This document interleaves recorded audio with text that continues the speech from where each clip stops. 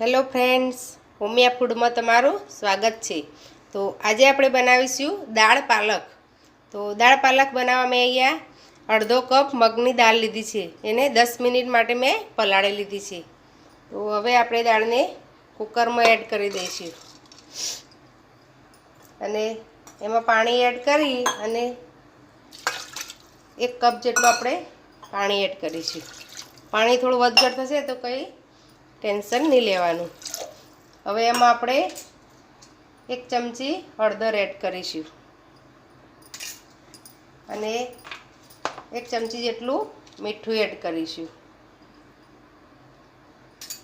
ને કુકર બંધ કરી આપણે 3 થી 4 વિસલ વગાડી દાળને બાફી લઈશું। તો 3 વિસલ થઈ ગઈ છે, હવે આપણે ચેક કરી લઈએ। તો આપણી દાળ સરસ બફાઈ ગઈ છે। હવે આપણે વઘાર કરીશું। તો વઘાર માટે મેં અહીંયા એક કડાઈમાં 2 મોટી ચમચી જેટલું તેલ એડ કરીશું। તેલ ગરમ થાય એટલે આપણે એમાં રાઈ એડ કરીશું। રાઈ તતડવા લાગી છે, એમાં આપણે 1 ચમચી જીરું એડ કરીશું અને સરસ એને પણ તતડવા દઈશું।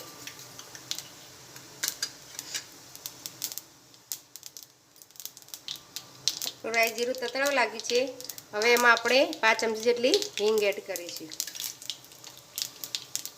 મેં એક કાંદો લીધો છે અને ચોપરમાં મેં ચોપ કરી લીધો, ઝીણો ચોપ કરી લીધો છે, એ એડ કરી દઈશું।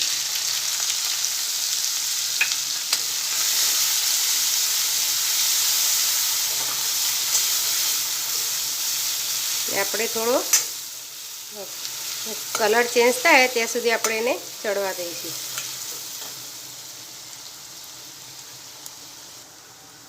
તો કાંદાનો થોડો કલર ચેન્જ થઈ ગયો છે અને ગળી પણ ગયો છે। તો હવે આમાં આપણે 1 ચમચી આદુ મરચાં અને લસણની પેસ્ટ એડ કરીશું, એને પણ આપણે 1 મિનિટ સાતળી લઈશું।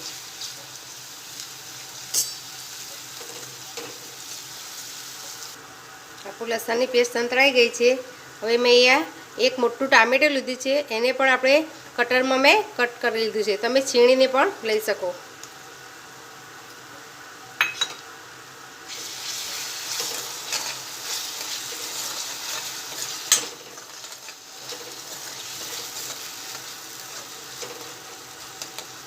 હવે ટામેટાને પણ થોડા આપણે ગળવા દઈશું। તો ટામેટા પણ સોફ્ટ થઈ ગયા છે, હવે આપણે મસાલા કરીશું। 5 ચમચી જેટલી હળદર એડ કરીશું, અડધી ચમચી જેટલું લાલ મરચું પાવડર એડ કરીશું, 1 ચમચી જેટલું ધાણા જીરું પાવડર એડ કરીશું અને સ્વાદ પ્રમાણે મીઠું એડ કરીશું। મીઠું આપણે દાળમાં એડ કરીશું એટલે આપણે મસાલાના ભાગનું જ મીઠું એડ કરીશું। મિક્સ કરી લઈશું।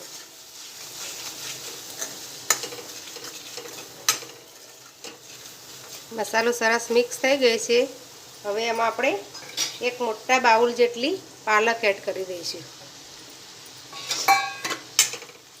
અને પણ આપણે થોડી સાતળી લઈશું।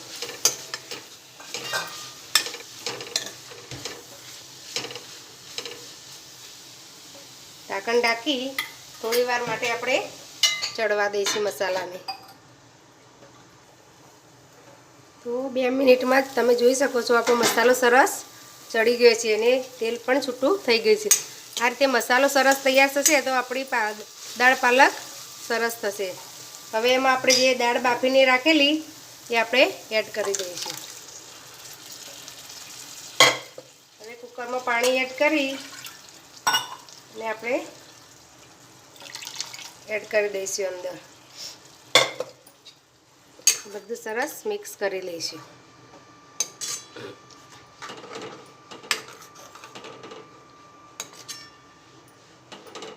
હવે એમાં મેં 1 નાનો ટુકડો ગોળ લીધો છે, એડ કરી દઈશું। ઓપ્શનલ છે, જો તમારે ગળ્યું ભાવતું હોય તો એડ કરવાનું, પણ મગની કોઈ પણ દાળ કે આઈટમ હોય એમાં થોડો ગોળ એડ કરીએ તો એનો સ્વાદ સરસ આવે છે।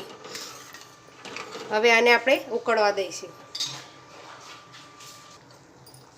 તો મેં 5 મિનિટ ધીમા ગેસ પર દાળને ઉકાળી હતી. તો આપણી દાળ હવે તૈયાર છે.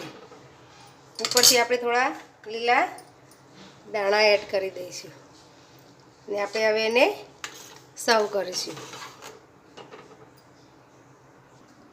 તો દાળ પાલક મેં સર્વિંગ બાઉલમાં લઈ લીધી છે. હવે એના ઉપર થોડા આપણે દાણા એડ કરીશું અને મેં અડધા લીંબુનો લીધું છે, એનો આપણે રસ એડ કરીશું. લીંબુ પાછળથી જ એડ કરવાનું, જ્યારે આપણે સર્વ કરીએ એ વખતે જ મિક્સ કરી લઈશું. તો તૈયાર છે આપણી દાળ પાલક. જો તમે દાળ પાલક બનાવતા હોય તો મારી રીતે આ એક વખત ટ્રાય જરૂર કરજો અને આ શિયાળામાં તમે દાળ પાલક બનાવજો. જો તમને મારી રેસીપી ગમી હોય તો મારા વિડીયોને લાઇક, શેર અને મારી ચેનલને સબસ્ક્રાઈબ જરૂર કરજો. ફરી મળીશું આવા નવા વિડીયો સાથે. ધન્યવાદ.